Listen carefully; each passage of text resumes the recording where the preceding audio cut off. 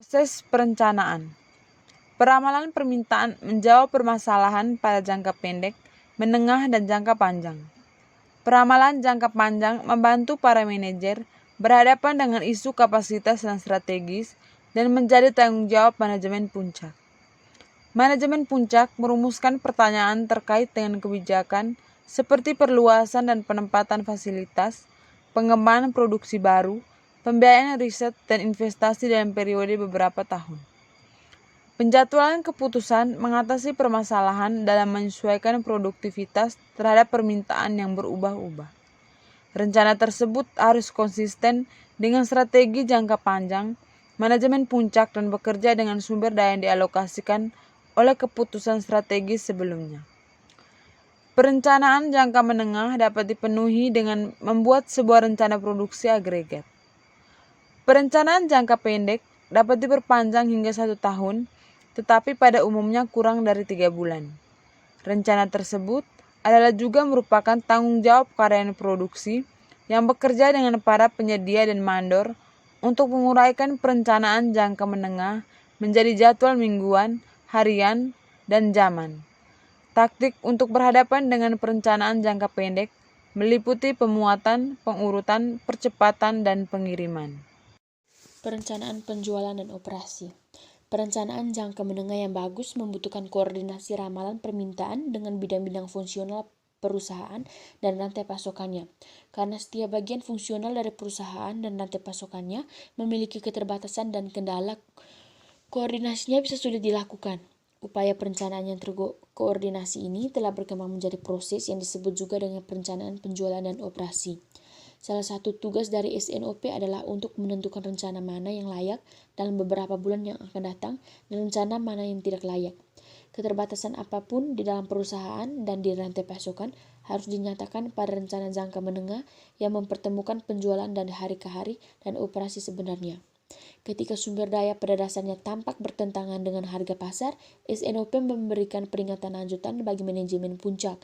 Jika rencana tidak diimplementasikan dalam jangka pendek, latihan perencanaan tidak berguna. Jika rencana tidak bisa dijalankan dalam jangka panjang, perubahan strategis perlu dibuat. Untuk menjaga rencana agregat saat ini dan mendukung perencanaan jangka menengah, SNOP menggunakan ramalan bergulir atau yang sering diperbarui. Keluaran SNOP disebut rencana agregat. Rencana agregat berkaitan dengan penentuan kuantitas dan waktu produksi pada jangka menengah dan pada masa mendatang. Rencana agregat menggunakan informasi mengenai kelompok atau lini produk, bukan produk individu. Rencana ini berkaitan dengan total agregat dari lini produk individu.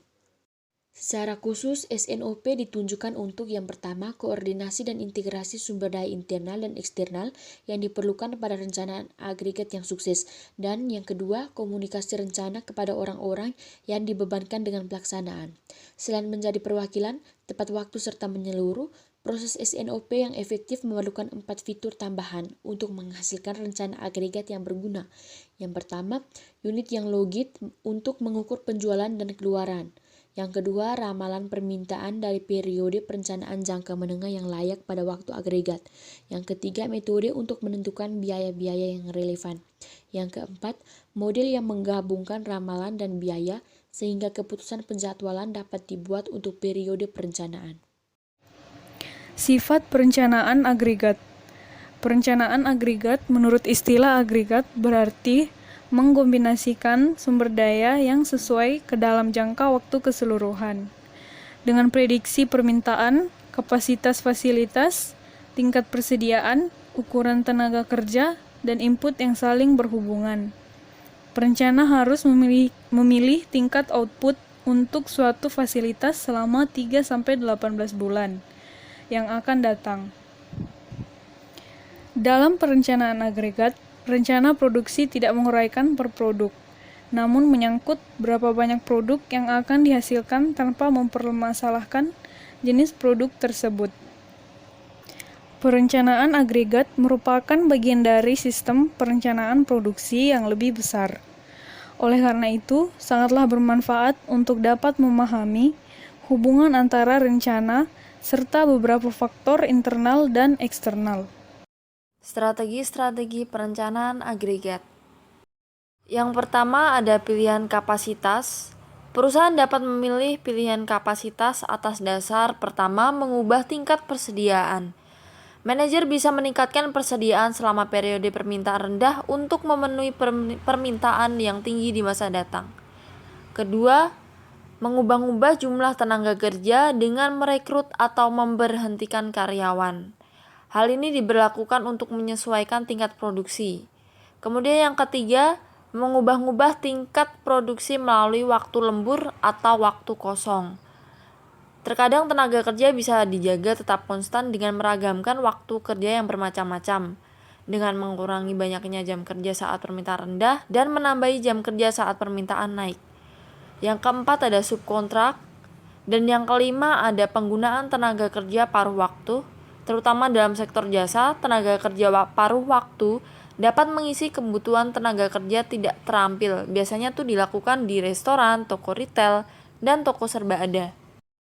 Kemudian yang kedua ada pilihan permintaan. Yang pertama ada memengaruhi permintaan. Jadi ketika permintaan rendah, perusahaan dapat mencoba meningkatkan permintaan melalui iklan, promosi, penjualan pribadi, dan potongan harga. Kemudian yang kedua ada tunggakan pesanan selama periode permintaan tinggi. Tunggakan pesanan merupakan pesanan barang atau jasa yang diterima perusahaan namun tidak mampu secara sengaja atau kebetulan untuk dipenuhi pada saat itu juga. Dan yang ketiga ada bauran produk dan jasa yang melawan tren musiman. Jadi suatu teknik penghalusan yang secara luas digunakan manufaktur adalah mengembangkan sebuah bauran produk yang terdiri dari barang konvensional. Lalu kemudian ada pencampuran pilihan untuk pengembangan rencana. Yang pertama ada strategi perburuan. Jadi sebuah strategi perburuan mencoba untuk mencapai tingkat output bagi setiap periode yang memenuhi peramalan permintaan untuk periode tersebut. Contohnya, manajemen produksi dapat memvariasikan tingkat tenaga kerja dengan merekrut atau menghentikan karyawan. Kemudian yang kedua ada strategi tingkat, adalah sebuah rencana agregat di mana produksi sehari-hari tetap sama dari periode ke periode. Contohnya, perusahaan seperti Toyota dan Nissan yang mempertahankan tingkat produksi pada tingkatan yang seragam dan mungkin membiarkan persediaan barang naik atau turun sebagai penyangga di antara produksi dan permintaan. Dan bisa juga untuk menemukan pekerjaan alternatif bagi karyawan. Metode perencanaan agregat. Yang pertama, terdapat metode grafik dan diagram. Metode ini sangat populer karena gampang dilaksanakan oleh staf. Pendekatan yang digunakan adalah trial dan error. Tahap-tahapan dalam metode ini adalah yang pertama, menentukan tingkat permintaan pada setiap periode. Yang kedua, menentukan kapasitas, waktu normal, lembur, dan subkontrak pada setiap periode. Yang ketiga, menentukan biaya tenaga kerja, biaya penambahan dan pengurangan tenaga kerja, biaya penyimpanan persediaan, dan biaya kekurangan persediaan. Yang keempat, menentukan kebijakan perusahaan terhadap tenaga kerja dan tingkat persediaan. Yang kelima, mengembangkan rencana alternatif dan menguji total biayanya. Yang keenam, yaitu pilih alternatif yang total biayanya terendah. Berikut ini merupakan contoh penggunaan metode grafik dan diagram pada PT Gemah Ripah. Terdapat data mengenai perakiraan permintaan dan data-data produksi. Lalu, tentukan alternatif strategi yang mesti dipilih oleh manajemen PT Gemah Ripah tersebut. Berikut ini terdapat 3 alternatif strategi yang dapat dipilih oleh manajemen. Yang pertama, melakukan variasi tingkat persediaan. Hal ini dilakukan dengan mempertahankan rata-rata tingkat produksi yang tetap. Kelebihan produksi dapat disimpan untuk digunakan saat kekurangan produksi. Yang kedua, melakukan variasi jumlah tenaga kerja. Hal ini dilakukan dengan cara menambah atau mengurangi jumlah tenaga kerja sesuai kebutuhan. Yang ketiga, mempertahankan jumlah tenaga kerja. Hal ini dilakukan dengan mempertahankan jumlah tenaga kerja pada tingkat permintaan terendah dan memenuhi kebutuhan permintaan selebihnya dengan subkontrak. Merupakan pembahasan alternatif pertama, yaitu variasi tingkat persediaan. Untuk yang pertama, yaitu biaya tenaga kerja, berasal dari 10 itu 10 orang yang tenaga kerja yang diperlukan. Lalu dikali dengan 124 yaitu hari, lalu dikali dengan 20.000 yaitu biaya tenaga kerja per orang per harinya. Yaitu sama dengan 24.800.000. Lalu untuk biaya persediaan, 1.850 itu dari jumlah akumulasi persediaan dikali dengan 1.000 dari biaya penyimpanan persediaan per unit per bulannya. Hasilnya sama dengan 1.850.000. Biaya tenaga kerja ditambah biaya persediaan hasilnya sama dengan 26.650.000. Berikutnya terdapat pembahasan alternatif kedua yaitu variasi jumlah tenaga kerja. Biaya yang timbul yang pertama biaya tenaga kerja, yaitu sebesar 26.400.000 yang berasal dari jumlah biaya tenaga kerja pada tabel di atas. Lalu yang kedua terdapat biaya tambahan tenaga kerja, yaitu 6 dikali 50.000. 50.000 berasal dari biaya tambahan tenaga kerja per orangnya. Hasilnya sama dengan 300.000.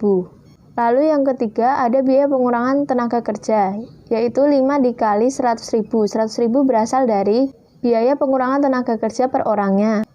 Hasilnya sama dengan 500.000. Lalu biaya tenaga kerja ditambah biaya tambahan tenaga kerja ditambah biaya pengurangan tenaga kerja sama dengan 27.200.000. Berikutnya ada pembahasan alternatif ketiga yaitu strategi subkontrak.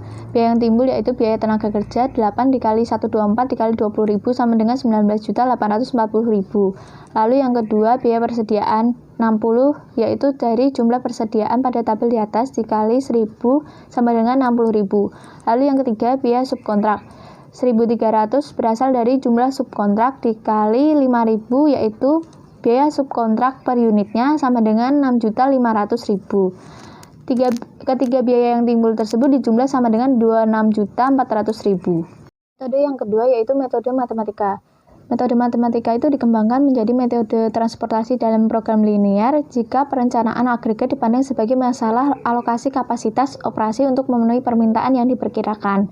Yang kedua ada linear discussion rule yang merupakan model perencanaan agregat yang berupaya untuk mengoptimalkan tingkat produksi dan tingkat jumlah tenaga kerja sepanjang periode tertentu. Berikut ini merupakan contoh perencanaan agregat metode tabular atau metode dalam model transportasi.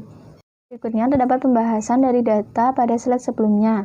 Yang pertama kita mencari total cost. Total cost itu merupakan penjumlahan dari cost yang berasal dari tabel yang di dalamnya terdapat dua angka. Contohnya seperti bulan pertama dan RT. Pertemuan bulan pertama dan RT itu terdapat angka 100 dan 400. Lalu yang kedua itu ada produksi. Produksi tersebut dapat disimpulkan pada data tabel tersebut, yaitu yang diproduksi itu tidak sama dengan jumlah permintaannya. Jadi sistem produksinya itu tidak back order sehingga kebutuhan pada periode pertama tidak mungkin dipenuhi oleh periode kedua. Ya, di sini saya akan menjelaskan tentang perencanaan agregat dalam bidang jasa. Di sini dapat dijelaskan bahwa perencanaan agregat di bidang jasa lebih menekankan pada peran manajemen permintaan dan tenaga kerja. Perencanaan agregat di bidang jasa pada umumnya dilakukan dengan mencari kombinasi. Ada beberapa upaya untuk pengendalian dilakukan dengan teknik yang dianggap sukses, yaitu pertama melakukan penjadwalan jam kerja yang ketat untuk memastikan respon cepat terhadap permintaan pelanggan. Kedua, merekrut atau memberhentikan tenaga kerja siap dipanggil untuk memenuhi permintaan yang tidak terduga. Ketiga, fleksibilitas keterampilan pekerja individu yang memungkinkan alokasi ulang tenaga kerja yang tersedia. Yang keempat itu ada fleksibilitas tingkat output atau jam kerja karyawan untuk memenuhi permintaan yang meningkat. Ada 5 skenario perencanaan agregat di dalam bidang jasa yaitu restoran, rumah sakit, rantai nasional perubahan kecil, layanan yang lain, atau industri penerbangan. Selanjutnya itu manajemen imbal hasil.